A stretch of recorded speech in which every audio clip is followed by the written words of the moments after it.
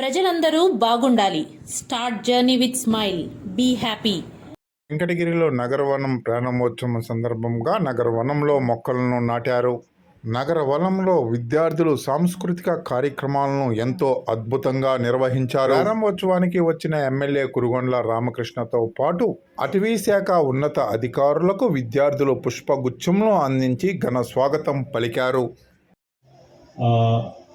నగరవనం అన్నది ఈ కాన్సెప్ట్ ఒక 4 years ముందు గవర్నమెంట్ ఆఫ్ ఇండియాలో స్టార్ట్ అయిన ఆంధ్రప్రదేశ్లో అది ముందుగా తీసుకొని దాదాపు మన స్టేట్లోనే ఒక 100 నగరవనం చేయాలన్నది మన ప్రభుత్వం ఒక కోరిక. దాని ప్రకారం ఆల్మోస్ట్ 50 నగరవనం కూడా మన స్టేట్లో ఏర్పాటు చేశాము. ప్రతి నియోజకవర్గానికి ఒక నగరవనము పెట్టాలన్నది గవర్నమెంట్ ఆదేశాలు. దానికి ఏంటంటే సూటబుల్గా దానికి ఫారెస్ట్ ల్యాండ్ ఏరియాలో ఉండాలి. 50 hectares వరకు వాళ్ళు శాంక్షన్ చేస్తున్నారు. హెక్టార్కి 4 లక్షలు లెక్కల్లో ఈ నగరవనానికి దాదాపు 1.85 crore అన్నది గవర్నమెంట్ నుంచి మనకు వచ్చిన శాంక్షన్స్ అమౌంట్. ఇది ఇనీషియల్గా మనం డెవలప్ చేసుకోవడానికి సంబంధించిన అమౌంట్. కానీ ఇది మన లాంగ్ రన్లో ఎలా ముందుకు తీసుకెళ్ళాలి, ఎలా నడపాలి అన్నది ఫస్ట్ ఫేజ్లో మనం ఏదైతే నగరవనం మేడం చెప్పారో కడప జిల్లాలో నగరవనం చేశారండి, అది ఫస్ట్ ఫేజ్లో చేశారు. ఇది మంచిగా ముందుకు తీసుకెళ్లాలంటే దీని మెయింటెనెన్స్, దీన్ని టికెట్ కలెక్షన్ ద్వారానే వస్తుంది. టికెట్ కలెక్షన్ అనేది మినిమం ఛార్జెస్ 10 రూపీస్ కానీ 20 రూపీస్ కానీ ఎంట్రన్స్ ఫీజ్ అనేది పెడతారు. కానీ ఒకవైపు మొత్తం డెవలప్ అయిన తర్వాత సో ముఖ్యంగా దీంట్లో రకరకాల వనాలు ఉన్నాయి. రాసి వనం, నక్షత్ర వనము, అదేవిధంగా మన ఆర్బోరేటము, బయోడైవర్సిటీ పార్కు, అన్ని ఎన్విరాన్మెంట్కి సంబంధించిన, అడవికి సంబంధించిన యాక్టివిటీస్ మాత్రమే లోపల్లో మనం ఎక్కువ చేస్తాము. అదేవిధంగా పిల్లలకి ప్లే ఏరియా ఒకటి, అడ్వెంచర్ గేమ్ జోన్ ఒకటి, ఇదే విధంగా ప్రోగ్రామ్ చేసుకోవడానికి ఓపెన్ ఆడిటోరియం ఒకటి, ఇంకా రకరకాలు ఉన్నాయి. కానీ ఇది ఓవర్ ద ఇయర్స్ వస్తుంది.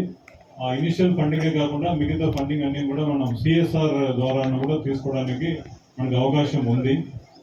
లాస్ట్ టైం ఫ్లమింగో ఫెస్టివల్ జరిగినప్పుడు మనం సిసిటీ వాళ్ళని కూడా రిక్వెస్ట్ చేయడం జరిగింది. ఫారెస్ట్ డిపార్ట్మెంట్ యాక్టివిటీస్కి, ముఖ్యంగా టూరిజం యాక్టివిటీ కానీ, నగరవనానికి కానీ, తిరుపతిలో మనకి జువాలజికల్ పార్క్ ఉన్నాయి, దానికి కానీ, పులికాట్, నిలపట్ లాంటి బర్డ్ సెంచురీ కానీ వాళ్ళు ఫండింగ్ ఇవ్వడానికి ముందుకు వస్తున్నారు.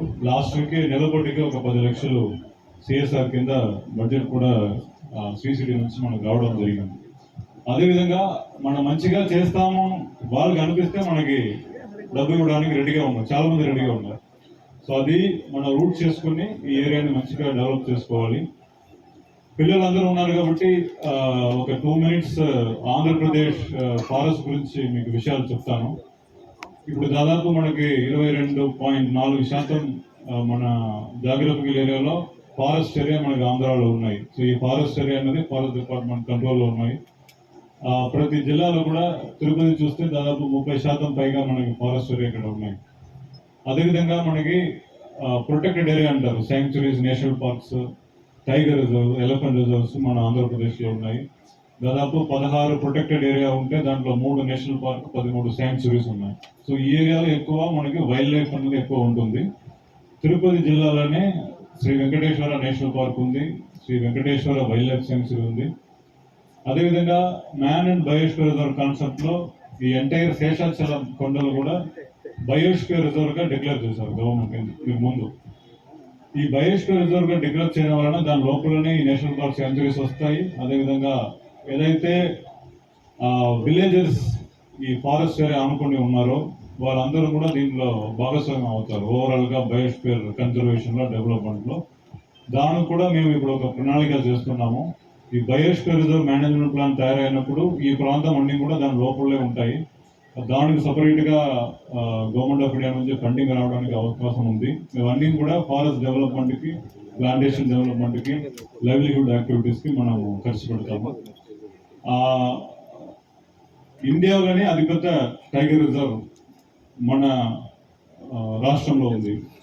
నాగార్జున సాగర్ శ్రీశైలం టైగర్ రిజర్వ్ అనేది దాదాపు 3700 స్క్వేర్ కిలోమీటర్ పైగా డిక్లేర్ చేసి మనం ప్రొటెక్ట్ చేస్తున్నాము. రీసెంట్ కౌంట్ చూస్తే దాదాపు 85 పులీలు అక్కడ ఉన్నాయి. సో అదేవిధంగా మనకి మంచినీటి సరస్సు కొల్లేరు ఆంధ్రాలో ఉంది, పులికాట్ శాంక్చురీ మనకు ఆంధ్రాలో ఉంది. మ్యాంగ్రూవ్ ఫారెస్ట్ అంటారు, ఏదైతే కృష్ణా గోదావరి రివర్ ఎస్టోరీస్లో ఫారెస్ట్ వస్తాయో అవి కూడా ఇంపార్టెంట్ ఏరియా మనకి, అది కూడా ఆంధ్రాలో ఉన్నాయి. 974 కిలోమీటర్ కోస్ట్ లెంత్ మనకు ఉన్నాయి. సో ఇవన్నీ కూడా మనకి న్యాచురల్గా ఉన్న రిసోర్స్. ఇవి మనం ప్రొటెక్ట్ చేసుకోవాలనేది చాలా చాలా ఇంపార్టెంట్. సో పిల్లలు మీరు వచ్చారు కాబట్టి ఈ విషయం మీకు చెప్పాలని నేను తెలియజేస్తున్నాను. అదేవిధంగా మీరు ఇంకొక 6 మంత్లో చూస్తే ఈ ప్రాంతం కూడా కంప్లీట్గా ఈ నగరవనం అన్నది వేరే షేప్లో తయారవుతుంది. రెగ్యులర్గా స్కూల్ పిల్లలు రావచ్చు, వాళ్ళకి ఏదైతే ఎన్వైరన్మెంట్ సంబంధించిన సిలబస్లో ఉన్నాయో అవి వాళ్ళు స్కూల్ లోపల్లో రూమ్లో చెప్పకుండా వాళ్ళని తీసుకొచ్చి ఈ ప్రాంతంలో వాళ్ళకి నేర్పిస్తే వాళ్ళకి నాలెడ్జ్ అనేది ఇంకా ఈజీగా వాళ్ళకి లోపలికి వెళ్తుంది. అదేవిధంగా కొందరు మేబీ ఈ కాంపిటేటివ్ ఎగ్జామ్స్ కానీ దానికి తయారవుతూ ఉంటారు. దీనికి సంబంధించిన వాకింగ్ ట్రాక్స్లు, జాగింగ్ ట్రాక్స్లు అన్నీ కూడా ఇక్కడ ఏర్పాట్లు చేస్తాము. వాళ్ళు ప్రాక్టీస్ చేసుకోవాలంటే ఇది వాడుకోవచ్చు. కానీ ఇది ఎప్పుడు కూడా ఒక ఫారెస్ట్ ఎన్వైరన్మెంట్గా మనము ప్రొటెక్ట్ చేసుకోవాలి. ఇప్పుడే ఎమ్మెల్యే కూడా అడిగారు మనం కాంపౌండ్ వాల్ కడతామని. కాంపౌండ్ వాల్ కట్టము కానీ ఇక్కడ మంచిగా చెట్లు నాటి చెట్టే మనకి కాంపౌండ్ వాల్ లాగా పనిచేస్తుందని కూడా సార్కి తెలియజేస్తాం. కాబట్టి ఇది డిపార్ట్మెంట్ నుంచి, అంటే ఇప్పుడు ఎన్విరాన్మెంట్ని ఎవరు మనము సపరేట్గా పెట్టుకోలేము. ఎన్విరాన్మెంట్ ఫారెస్ట్ బాగుంటేనే మనం అందరూ బాగుండగలుగుతాము. కాబట్టి మీరు అందరూ దీంట్లో భాగస్వామ్యం అవ్వాలి, ప్రతి ఒక్కరు దీనికి సపోర్ట్ చేయాలి. ఏదైతే మన ముఖ్యమంత్రి గారు, ఉప ముఖ్యమంత్రి గారు ఆదర్శాలు ఉన్నాయో, ఇప్పుడు దాదాపు 5 crore సీడ్లింగ్స్ ఆంధ్రాలో ఇప్పుడు రైజ్ చేస్తున్నాము. అవన్నీ కూడా ప్రజలకి డిస్ట్రిబ్యూషన్స్కి ఎన్ఆర్జీ స్కీమ్ కింద ఇస్తాము, ఇన్స్టిట్యూషన్ ప్లాంటింగ్ ఇస్తాము. అన్నీ కూడా మీరు మంచిగా నాటి ప్రొటెక్ట్ చేయాలి. ఫారెస్ట్ కన్జర్వేషన్కి, ఫారెస్ట్ ప్రొటెక్షన్కి మీరు అందరూ సపోర్ట్ చేయాలి. ఈ నగరవనం ఈ వర్గంలో ఎమ్మెల్యే గారు ఆధ్వర్యంలో మంచిగా ఫ్యూచర్లో డెవలప్ అయ్యి మంచి పేరు మీరు అందరూ తీసుకొస్తారని కోరుతూ సెలవు తీసుకుంటాను. Thank you. స్టార్టింగ్ స్టేజే కానీ ఇంకా డెవలప్ చేయడానికి చాలా యాక్టివిటీస్ ఉన్నాయి. ఎస్పెషల్లీ మీ స్కూల్ చిల్డ్రన్స్ కానీ, school children participation, school students, college students, జనాలు, ప్రజలు అందరూ కోఆపరేషన్ ఉంటే ఇంకా నెల్లూరు దగ్గర ఉన్నదంటే తిరుపతి దగ్గర ఉన్నది కానీ మంచి నగరవనంగా డెవలప్ చేయడం అనేది నా ఉద్దేశం. గవర్నమెంట్ తరపు నుంచి ప్రతి కాన్స్టిట్యున్సీకి, ఒక్కొక్క కాన్స్టిట్యున్సీకి ఒక్కొక్క నగరం ఉండాలనేది టార్గెట్ అనమాట. అలాగే కూడూరు కాన్స్టిట్యున్సీకి కూడా ఒక నగరం ప్రపోజ్ చేస్తున్నాము. అది ప్రపోజల్ ఇప్పుడే వెళ్ళింది కాబట్టి ఇంకా టైం పడుతుంది. అది ఇప్పుడు వచ్చేస్తే ఇంకా మన ఏరియాలో ఒక 2-3 నగరాలను డెవలప్ చేయగలుగుతాం. దీనికి స్టూడెంట్స్, జనాలు, కామన్స్ మ్యాన్ కాంట్రిబ్యూషన్ ఎక్కువ కావాల్సినట్టు ఉన్నాయి.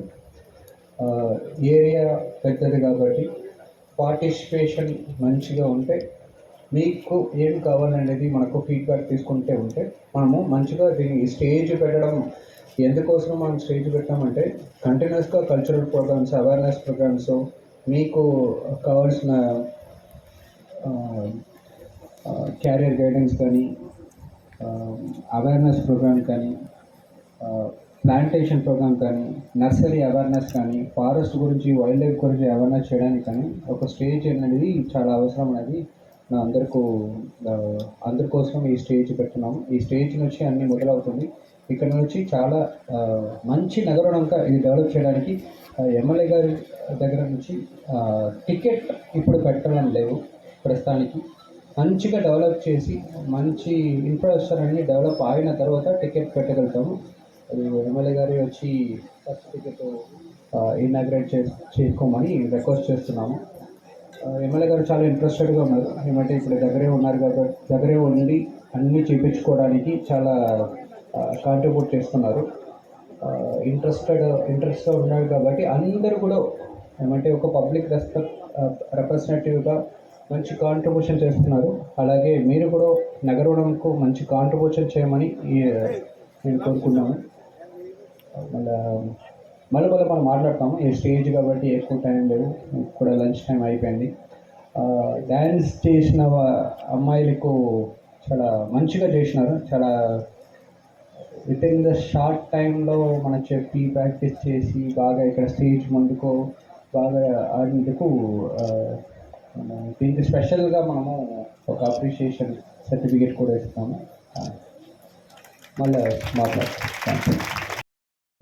సేమ్కి ఎస్ఐ గారికి అలాగే వేదిక ముందున్న నాయకులకి అలాగే వేదిక ముందున్న విద్యార్థులకి అలాగే కూటమి ప్రభుత్వం నాయకులకి కార్యకర్తలకి మీడియా వారికి అందరికీ కూడా నా నమస్కారాలు.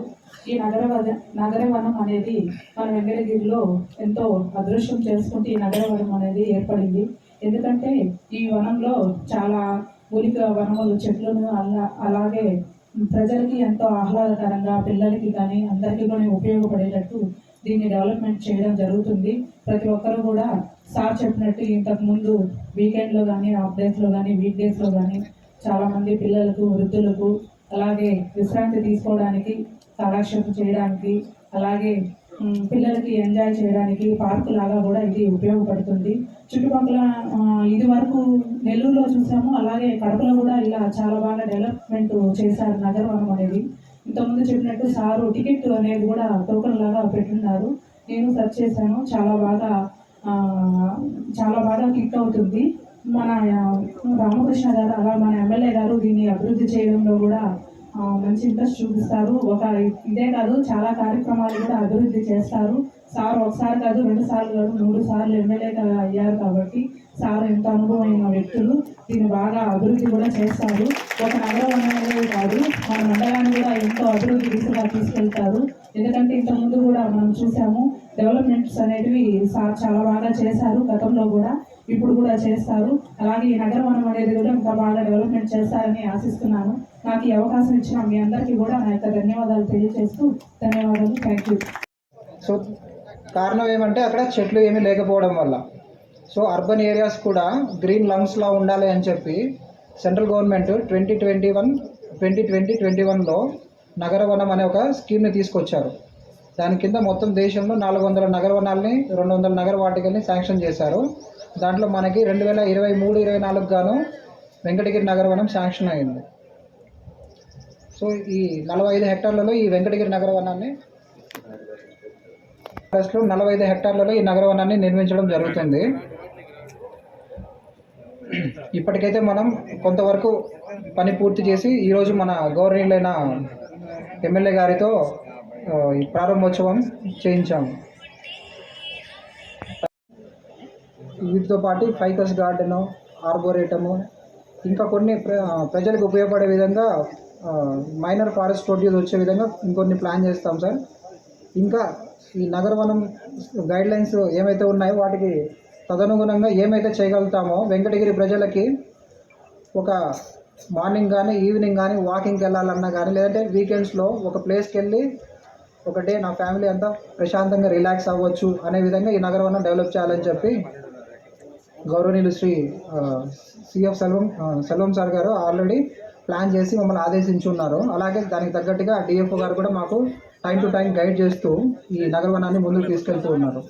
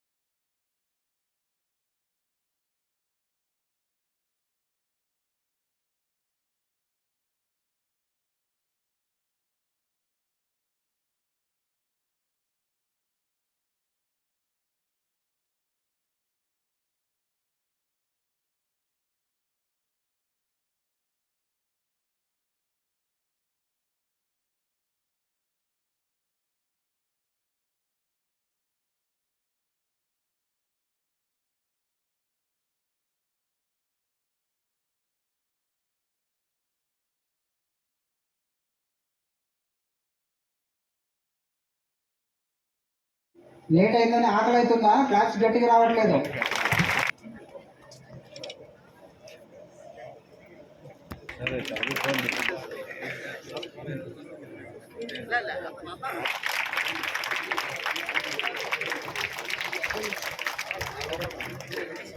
అలాగే Shri Kotesh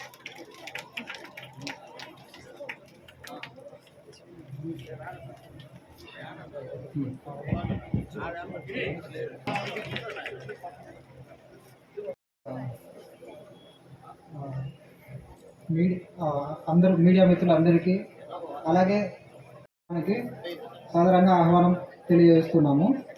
thank you very much for